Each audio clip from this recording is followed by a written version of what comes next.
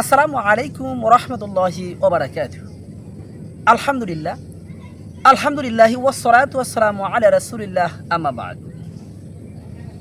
আমার এক ভাই প্রশ্ন করেছিল যে বাচ্চাদেরকে হাফেজা বানাতে হলে কি করা যায়, কি করলে বাচ্চারা সহজে কোরআনের হাফেজা হবে। তো এই প্রশ্ন নিয়ে আমি কয়েকটি কথা বলতে চাই ইনশাআল্লাহ। অত্যন্ত গুরুত্বপূর্ণ একটি কথা ভাই আমাকে বলেছেন। দেখেন, কোরআনের হাফেজ অথবা হাফেজা, আপনার ছেলে অথবা মেয়ে কোরআনের হাফেজ অথবা হাফেজা হলেই যে সে আল্লাহর তাকওয়াবান বান্দা হয়ে যাবে, বিষয়টা কিন্তু এরকম না।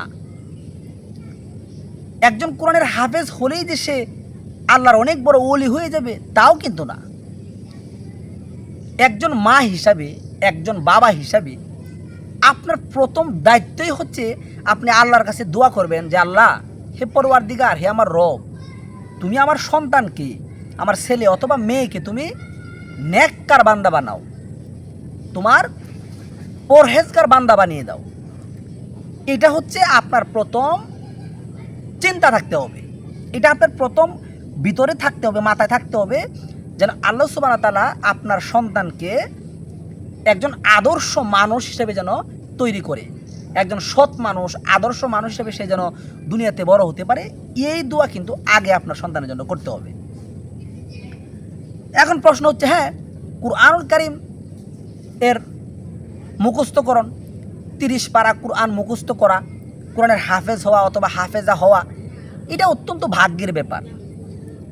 আমার নিজের চোখে দেখা এরকম শত শত ছাত্র আছে যারা কেউ 20 পারা, কেউ 22 পারা, কেউ 18 পারা, কেউ 29 পারা পড়ে সম্পূর্ণ কমপ্লিট করতে পারে নাই। শয়তানের ওসওয়াসায় ধোঁকায় সে বাদ দিয়ে দিয়েছে, কোরআনের হাফেজার হতে পারে নাই। এরকম অসংখ্য আছে। হয়তো আমার ভিডিওটি যারা দেখতেছেন তারাও হয়তো জানেন, আপনাদের এলাকায় হয়তো এরকম অনেক ছেলেপেলে আছে যারা মাদ্রাসায় মা বাবা অনেক স্বপ্ন নিয়ে, অনেক ভালোবাসা নিয়ে, অনেক ইচ্ছা শক্তি নিয়ে তার সন্তানকে, তার মেয়েকে অথবা ছেলেকে হেফজখানায় ভর্তি করিয়েছিল, কিন্তু এখানে গিয়ে 10 পারা, 5 পারা, 15 পারা সে মুখস্থ করে সে হেফজ করতে পারে নাই। এখন যে ভাই আমাকে প্রশ্নটা করেছেন, এই বাইকে উদ্দেশ্য করে আমার এই ভিডিওটি আজকে, আমার এবং কিছু কথা, এবং আমি আশা করি আমার এই ভিডিওটি যারা দেখতেছেন প্রত্যেকের উপকারে আসবে ইনশাআল্লাহ। এখন আমি যদি কোরআনের হাফেজ আপনার সন্তানকে বানাবেন, আপনার মেয়ে অথবা ছেলে, আপনি তাকে কোরআনের হাফেজ বানাবেন, আপনার করণীয় কি, এ বিষয়ে যদি আমি কয়েকটি কথা যদি বলি। প্রথম কথা হচ্ছে, দেখেন, আপনি যদি মা হন, গাল বইরা মুখের মধ্যে পান দিয়া সারাদিন টিভির সামনে বইসা এই টিভির নাটক সিরিয়াল দেখা, হ্যাঁ, টিকটক ফানি ভিডিও দেখা আপনি যদি বলেন যে আল্লাহ, তুমি আমার সন্তানের কোরআনের হাফেজ বানায় দাও, এটা তো পোকার স্বর্গে বাস করা।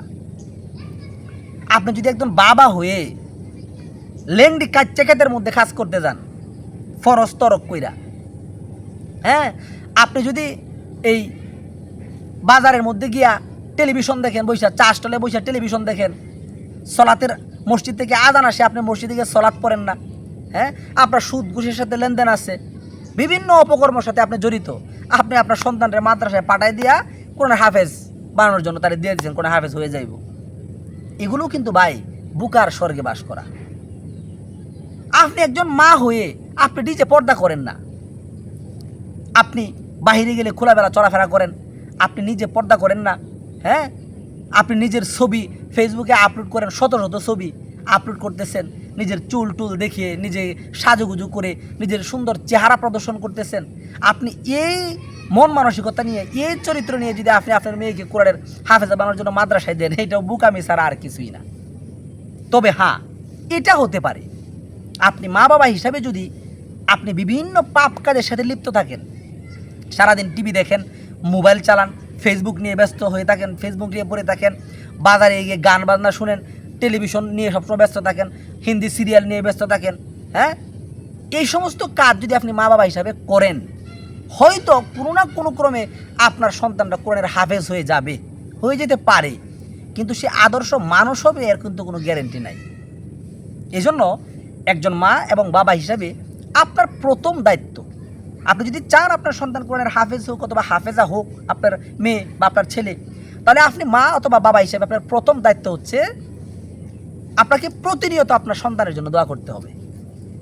প্রতিনিয়ত আপনাকে সন্তানের জন্য দোয়া করতে হবে। কুরআনুল কারীমে এরকম দোয়া আছে তো, আল্লাহ নিজেই শিখিয়ে দিচ্ছেন, রব্বানা হাব লানা মিন আজওয়াজিনা ওয়া যুররিয়াতিনা কুররাতা আ'য়ুনিন ওয়াজআলনা লিল মুত্তাকিনা ইমামা, রব্বি হাবলি মিনাস সলিহিন। এরকম নবীদের দিক শিখানো এরকম দোয়া অনেক রয়েছে। তো আপনি তো কুরআনুল কারীমের দিক নির্দেশনা আপনি মেনে চলবেন, আপনি নিজে সৎ থাকবেন, নিজে সত্যের উপর অটল থাকবেন, নিজে সত্যের পথে থেকে আপনি আপনার সন্তানের জন্য দোয়া করবেন, হে পরওয়ারদিগার আমার সন্তানকে তুমি কোরআনের হাফেজা বানায় দাও, সেই সাথে একজন আদর্শ সৎ মানুষ হিসেবে তৈরি করে দাও, যেন সে সৎ মানুষ হিসেবে প্রতিষ্ঠিত হতে পারে, সৎ মানুষ হিসেবে গড়ে উঠতে পারে, সেই তৌফিক তুমি আমার সন্তানকে দাও। এরকম দোয়া আপনার করা লাগবে। তাহলে আপনার সন্তান কোরআনের হাফেজ যদি নাও হতে পারে, কোনো কারণবশত যদি আপনার সন্তান যদি কোরআনের হাফেজ নাও হতে পারে, তবু সে একজন সৎ আদর্শবান নাগরিক হিসেবে সে আল্লাহ সুবহানাহু ওয়া তাআলার কাছে মনোনীত হবে। আপনারা তো অবশ্যই জানেন এই সমাজের মধ্যে, আমাদের এই প্রেক্ষাপটে, এই পৃথিবীতে, বিভিন্ন পৃথিবীর অন্যান্য কান্ট্রিতেও আল্লাহর অনেক বড় বড় হক্কানি আলেম আছে, যাদেরকে ইসলামিক স্কলার বলা হয়। অনেক বড় বড় স্কলার আছে যারা কিন্তু কোরআনের হাফেজ না, কোরআন হেফজ করতে পারে নাই। তাহলে কোরআনের হেফজ করলেই, কোরআনের একজন হাফেজ হলেই সে আল্লাহর ওলি হয়ে যাবে, এটা কিন্তু বোকামি চিন্তা। এটা একেবারেই একটা বোকামি চিন্তা। একজন কোরআনের হাফেজ হলেই সে আল্লাহর ওলি হয়ে যাবে, বিষয়টা এরকম না। এরকম শত শত কোরআনের হাফেজ ছাত্র আছে যারা আমার নিজের চোখে দেখা, আমাদের এলাকায় আছে, আমার নিজের চোখে দেখা কোরআনের হেফজ শেষ করছে। আমি নিজে দেখেছি যে পাগড়ি মাথায় দিয়ে সে পাগড়ি প্রদান করতেছে, কোরআনের হাফেজ শেষ করেছে, কিন্তু সে জিন্স প্যান্ট শার্ট পরে কলেজে গিয়ে ভর্তি হয়েছে ক্লিন শেভ করে। তাহলে সে কি একজন আদর্শ নাগরিক হইল? আল্লাহর একজন মুমিন বান্দা হিসেবে সে এইভাবে সে করতে পারলো? একজন হাফেজের যে লেবাস থাকার দরকার সেটা তো তার মধ্যে নাই। আবার আমি এরকমও দেখেছি স্কুলে পড়াশোনা করে কোরআন হাদিস এতটা জানে না, কোরআন দেখে দেখে রিডিং পড়তে পারে, তার ইমানের যে শক্তি, ইমানের যে জোর, সে আল্লাহর ভয়, আল্লাহর এত বড় একজন মুমিন বান্দা, তার ইমানের সাথে হয়তো আমাদের ইমানের কোনো বেলেই নেই। এজন্য প্রিয় ভাইয়েরা আমার, প্রিয় বোনেরা আমার, যারা চিন্তা করতেছেন আপনার সন্তানকে কোরআনের হাফেজ অথবা হাফেজা বানাবেন, এটা অত্যন্ত ভালো একটা নিয়ত। আল্লাহ আপনাদের এই নিয়তটাকে কবুল করুক। তবে এটা করার জন্য, এটা করতে গেলে আপনাকে প্রথমেই যে কাজ করতে হবে, আপনার নিজের সন্তানের জন্য দোয়া করতে হবে। এই দোয়াগুলোর মধ্যে প্রথম যে দোয়া হবে সেটা হচ্ছে, আল্লাহ তুমি আমার সন্তানকে কোরআনের হাফেজ বানাও, সেই সাথে সবার আগে যেটা দরকার সে যেন একজন সৎ মানুষ হয় দুনিয়াতে, সে যেন আল্লাহওয়ালা হয়, সে যেন মুত্তাকি হয়, হ্যাঁ, তোমার পথে যেন সে প্রতিনিয়ত চলতে পারে। তুমি তাকে এরকমভাবে আল্লাহ তুমি তৈরি করে দাও, এই মন মানুষ তার মধ্যে দাও, এই হেদায়েত তুমি আল্লাহ তুমি তারে দাও। এই দোয়া করবেন। তাহলে আশা করা যায় যদি আপনার এই দোয়া, আপনি নিজে যদি সৎ পথে চলেন, মা হিসেবে পর্দা মেনটেন করেন, বাবা হিসেবে বিভিন্ন ধরনের অপকর্ম থেকে আপনি যদি দূরে থাকেন, মা বাবা হিসেবে বিভিন্ন পাপ কাজ থেকে আপনি যদি দূরে থাকেন, দূরে থেকে তারপর যদি আপনি আল্লাহর কাছে দোয়া করেন যে আল্লাহ তুমি আমার সন্তানকে হাফেজ বানায় দাও বা হাফেজা বানায় দাও, তাহলে আল্লাহ তাআলা কবুল করতে পারেন। আর যদি এরকম করার পরেও, এত চেষ্টা করার পরেও যদি সে আপনার মানে আশা অনুপাতে যদি আপনার সন্তান না হয়, তাহলেও দুঃখ করবেন না, এটা সন্তানের জন্য কল্যাণ, এই জন্য আল্লাহ এটা করেন নাই। যেমন আমার সন্তান আছে, আমি স্বপ্ন দেখি সে কোরআনের প্রথমে তাকে কোরআনের হাফেজার লাইনে পড়াশোনা করাবো। এখন তার ব্রেন কতটুকু আছে সেটা তো আল্লাহ ভালো জানে, আমি তো চেষ্টা করতেছি। আমার চেষ্টা করতে করতে করতে করতে যখন আমি না পারবো, সেটা আমি বুঝবো যে এটা আমার জন্য কল্যাণ না, আমি চেষ্টা করেছি। এই জন্য হতাশ হওয়া যাবে না। সেই সাথে মূল যে পয়েন্টটা সেটা হচ্ছে সন্তান যেন আদর্শ মানুষ হয়, একজন সৎ মানুষ হয়, আল্লাহ সুবহানাহু ওয়া তাআলার কাছে সেই দোয়া আগে করতে হবে।